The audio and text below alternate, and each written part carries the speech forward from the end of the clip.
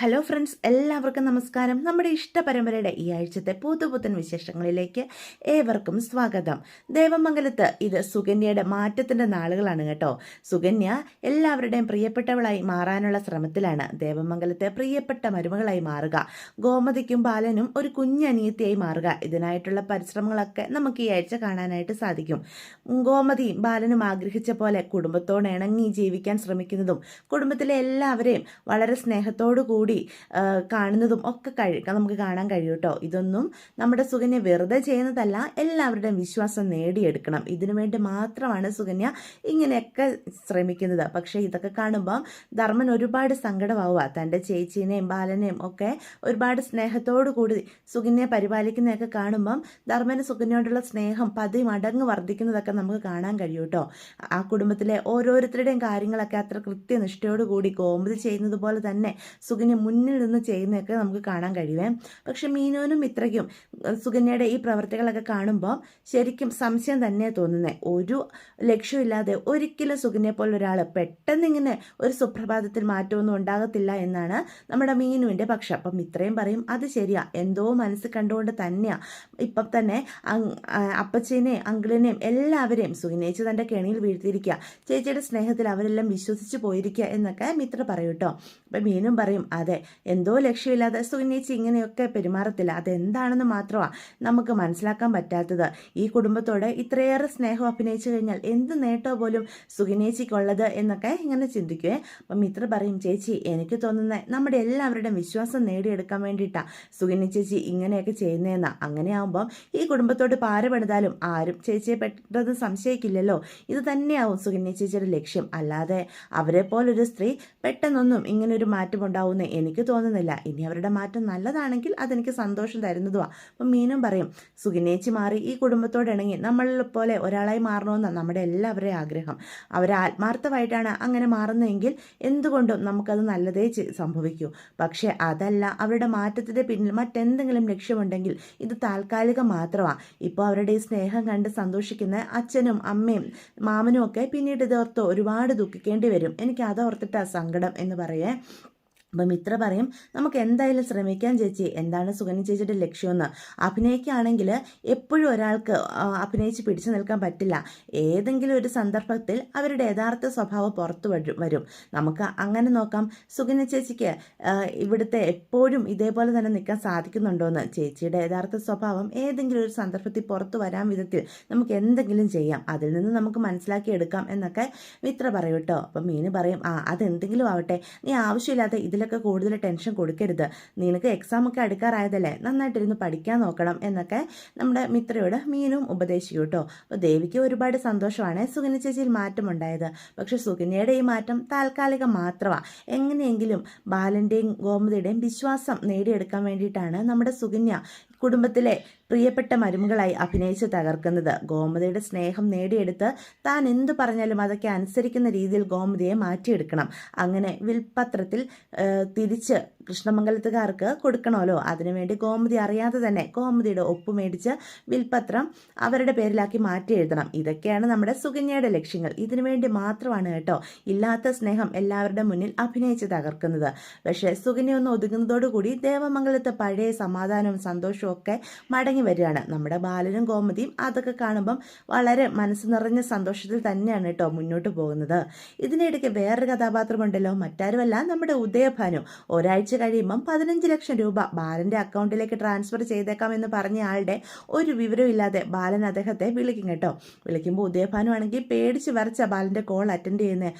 Hello ബാല, ഞാൻ ബാലനെ അങ്ങോട്ട് വിളിക്കാനായിട്ട് ഇരിക്കുമായിരുന്നേ, എൻ്റെ അക്കൗണ്ടിൻ്റെ ആ പ്രശ്നം ഇതുവരെ തീർന്നില്ലായിരുന്നു, അതുകൊണ്ടാട്ടോ കാശ് ട്രാൻസ്ഫർ ചെയ്ത് തരാതിരുന്നത് എന്നൊക്കെ ഉദയഭാനു പറയും.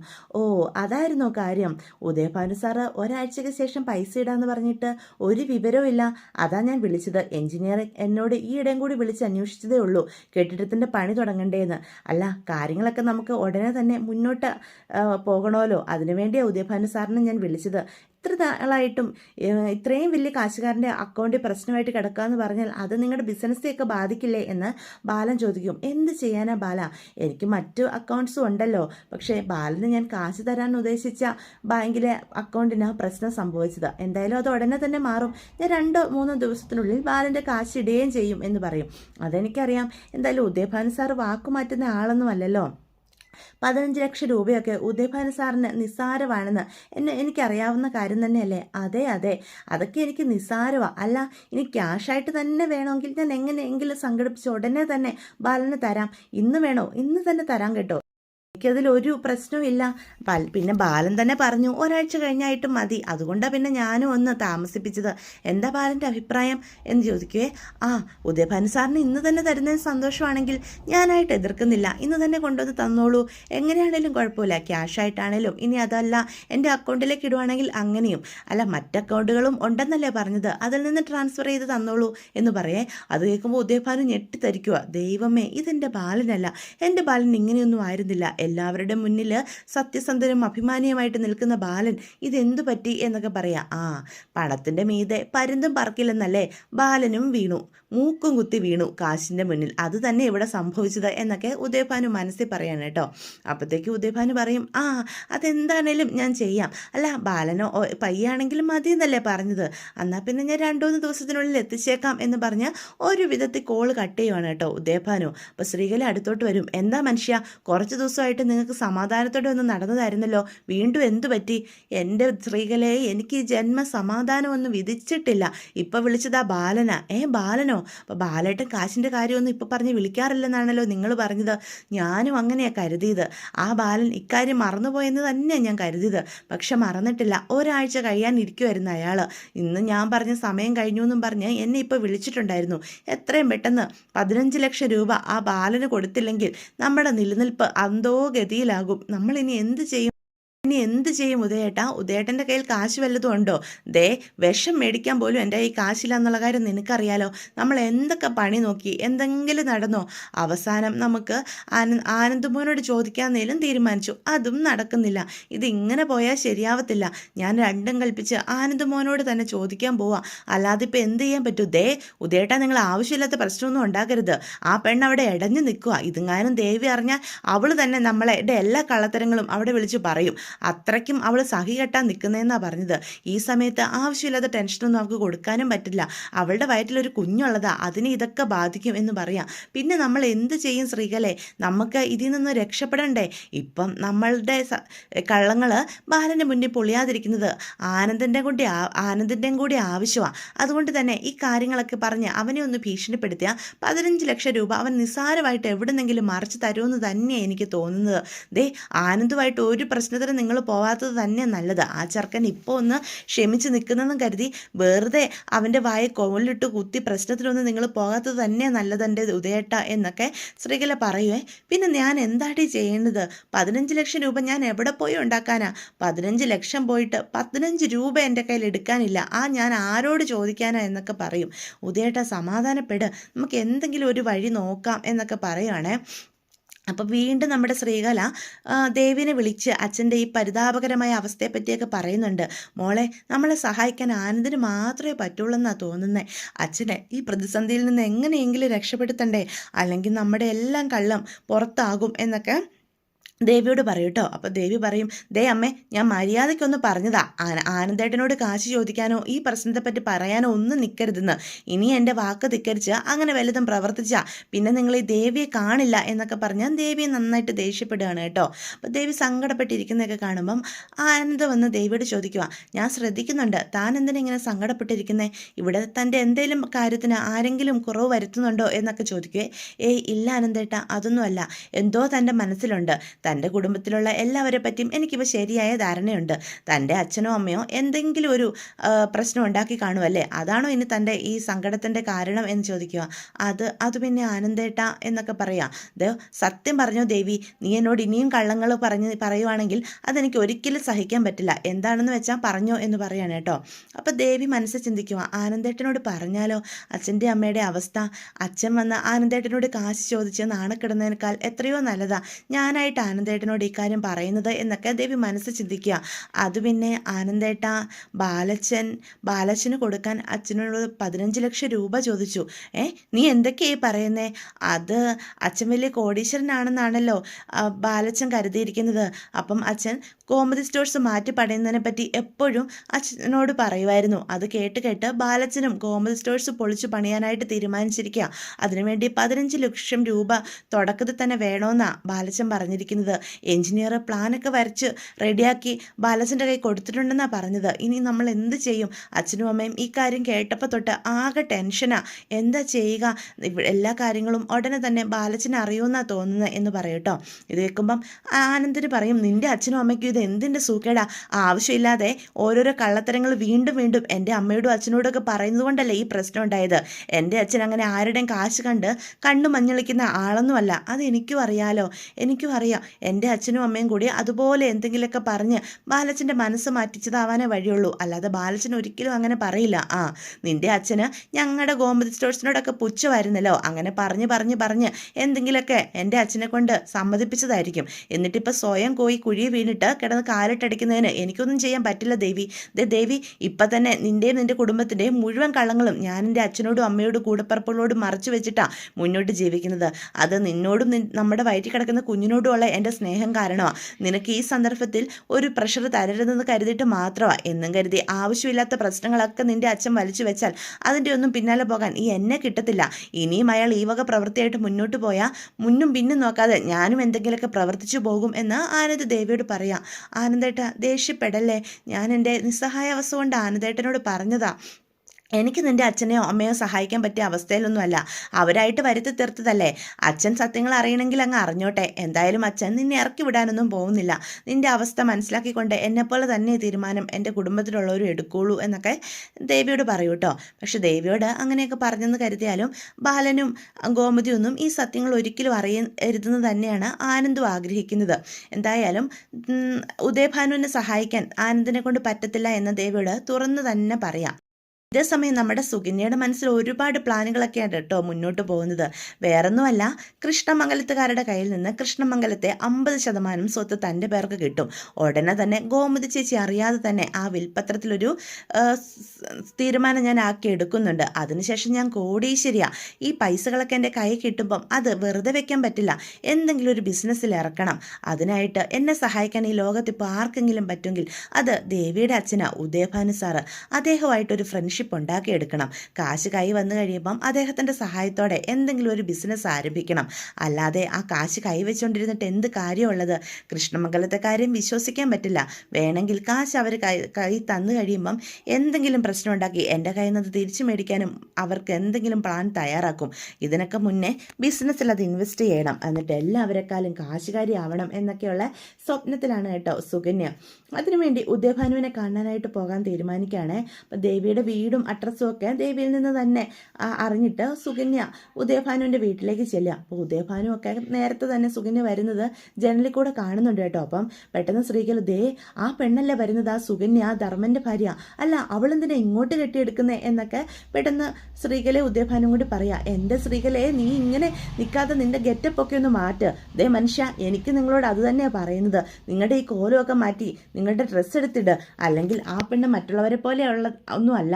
എന്തെങ്കിലും ചെറിയൊരു കള്ളത്തരം മണക്കുന്നുണ്ടെങ്കിൽ അത് മണത്ത് കണ്ടുപിടിക്കും അവിടെ ആ ദേവമംഗലത്തെ ബാക്കിയുള്ളവരെ പോലെ അത്ര നല്ല മനസ്സൊന്നുമുള്ള പെൺകുട്ടിയായിട്ട് എനിക്ക് തോന്നുന്നില്ല. അവളുടെ ഉള്ളിൽ എന്തൊക്കെയോ നിഗൂഢതകളുണ്ട് എന്ന് ശ്രീകല പറയുക. അതെനിക്കും തോന്നിയതാ.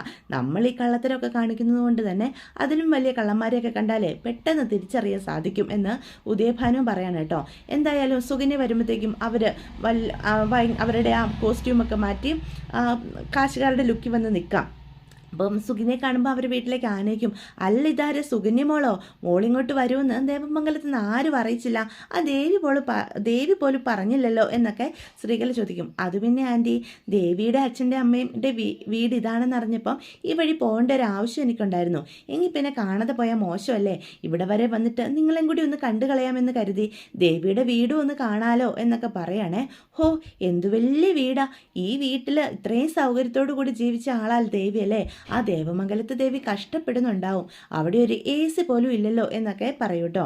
അതെന്ത് വർത്തമാനം സുകന്യമോളെ, ദേവിമോക്ക് അവിടെ സ്വർഗ്ഗമാണെന്നാ എപ്പോഴും പറയുന്നത്. ആ വീടും അവിടെ ഉള്ളവരും ഒക്കെ അവൾക്ക് അത്രയ്ക്ക് ഇണക്കുവാ.